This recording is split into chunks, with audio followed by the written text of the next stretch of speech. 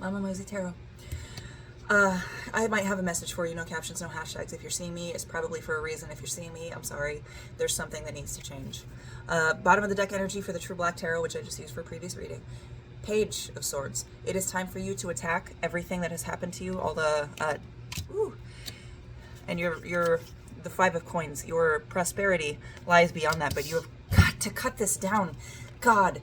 So you had the Page of Swords, the Five of Pentacles, and the Knight of Swords.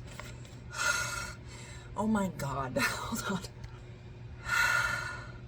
Okay, so the Page of Swords. You've got to start cutting through shit. You've got to start cutting down things that are keeping you tied to something you no longer need to remain tied to. For some of you, all of you, it's going to be different, but White Dragon Wormling, it's going to be something tied to your childhood. I just straight up picked that up, split the deck with the Oracle of Plain Secrets, but we've got the Five of Pentacles, or the Four of Pentacles here, which is, oh God, I wish you could, oh, there you go. So we've got the Four of Pentacles, but then we've got the Knight right here, and this Knight is a graduated version of this. So in cutting down certain things, and then with this Four of Pentacles, it's going to be tied to it, how you're set up in your life. It might be tied to family, somebody supporting you, something to do with your rent. But in doing this, this is going to open a whole new world. It's going to open up a world for you to where you are able to act on the knowledge that you have now. This is the Knight of Swords. He's very intelligent, strong, cunning. And then under that, we had the Nine of Cups. So once you can wrangle your mentality and start deciding that you need to fight for yourself, even against things that are pretending to come in for your good, once you can start that and be cunning and agile and quick enough mentally to maintain this power without hurting people, you will get your Nine of Cups, okay? But I want to pull out Oracle Plain Secrets because that was a really quick message. And that's not usually why people see me. So you've got to ask your friends for help. Monster Care Squad just came out. Ask your friends for help. Don't be afraid to lean on found family at all. The blood of the covenant is thicker than the water of the womb. You look to them to help keep you grounded. There are some things that are tied into very heavily what you're going to be cutting down. The stories, and it's not the things that the brambles that you're going to be cutting down to get to the truth, the heart of the matter. But you need to use your friends to keep you grounded. Talk to them. Make sure 100% with this practice card, make sure they are willing and able to take on the emotional burden. Don't just trauma dump on them out of nowhere. Sit down, talk to them. Hey, I really have some shit I need to talk about, and it's going to be a lot. I need to know if you can help me with this, and if you can handle that weight, if you can do that right now. I think you're going to get some yeses, of course, because they're your friends. But again, tread carefully. Okay? Whoop. This is a chance. This is not necessarily something that has been ordained by the universe for you to experience. This is just something happening. Oh, excuse me. I had a burp get stuck in my throat. This is just something happening. This is just an alignment of sorts. Be proud of who you are. If this calls for you to separate yourself from these people that you are tied to, not your found family, unless that's the case for some of you, don't be afraid to separate yourself from things. Don't be afraid to be proud of who you are.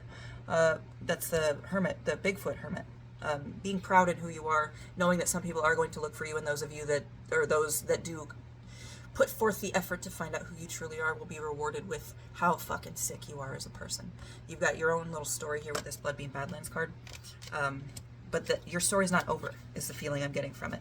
Just sit back for a little bit, cut this down, do a little bit of rumination, woo, and then we got Prospering and the Seamstress. So and the way that these came out, your prosperity is tied to your healing. I want to say that you're so focused on living and moving in this world that you refuse to, and it's funny that I said refuse. You refuse to address these things because you're so focused on getting that bag, baby.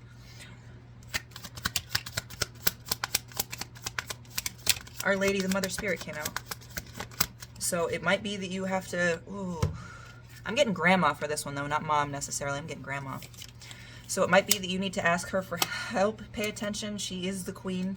You are torn between the two choices, but you have to, I'm just going to show you. Pay attention to this. Whatever you ask this motherly female spirit for advice, pay attention to the answers she gives you. It might not be the answers you want, but in there is going to be the answer you need. She has fought through all this. She has become the queen. She has put herself in this queen status through hard work. Now, you are going to be torn between what she tells you. You're not going to like it. It's not going to be a big thing, but you have to understand that fate has a hand in your life. And some points in time, you have to give up and accept fate has a hand in your life. And there are some things that you cannot affect. The best thing you can do is untangle yourself from what you've put yourself through and what other people have put you through before. Untangle so that you can see the right way that the dice are going to come out. But we have lucky, which is just straight up auspicious. This is a luck card. This is fortuitous. This is for your good, your betterment, something you asked for. I don't have any magicians or anything that would indicate manifestation. But, okay, it's not going to be exactly the way you want. It's not going to be exactly perfect. It's going to be better. You ask for things that you wanted in the moment, and the universe has a way of making things more efficient for you. Really understanding what you're trying to get to, even if your words and your words and sentences come out bumbled, you know. So the universe has got your back. Things will come in due time. Make sure you're keeping your eyes open and not just saying, oh, that's not exactly the way, that is not the 32nd degree shade of teal that I wanted on this car. It's not for me. When you ask for a blue car, you know what I mean? When your kids on bikes. So have fun with this. And I know it's not going to be fun cutting down bullshit, but you need to focus all your energy on this. Don't let anything else really distract you. I know the bag, you got to get that money. But the universe is telling you that this is a little bit more important right now. Work, please, by all means. But when you're done with work, instead of resting and cooling down, sit with this information, sit with this knowledge, do this in the dark, in the morning if you have to journal, get it done. 656 on the clock as I look. Might be significant. Yeah, you're not repairing this. Ooh, hello. So we have T-Home, the prayer, and then the ring. So it's like you're saying, I want this thing to be fixed. I want this thing to be fixed. Can you please fix this thing? Can you please fix this thing? I promise I'll do this if you fix it. Can you fix it? Instead of you getting the gold, melting it down, filling it in, doing the work to fix it. It means more if you fix it yourself instead of the universe coming along to be like, okay, here you go. It's the same thing with kids. You get kids and they can't tie their shoes. If you keep tying your shoes for the kids, they're not going to learn on their own. Okay, this is something you have to learn on your own. This is what you have to fix yourself. You have to break this tie, this ring, this promise, this connection. Nothing else comes out. I'm going to check bottom of the deck and see what we got. Whoop. Well, we got shadow work and visualization. Fuck. Right there, bottom of the deck energy is visualization. Do your shadow work. And it, like I said, if you have to sit there and do the journal, that's fine. Doesn't matter when you do it. But the key with this shadow work card coming out, this is not just, okay, you write it down in a book and your shadow work is done. You meditate 15 minutes 3 times a day last week and your shadow work is done. It's not all encompassing, but it is a big factor in your life, and it is something you really got to fit into your day-to-day, because as much as you don't want to think it does, a lot of things in your day-to-day are affected by our mentality. Okay, so your prosperity lies just beyond this work. I hope you get started. I hope this resonated. Like and follow. Love you.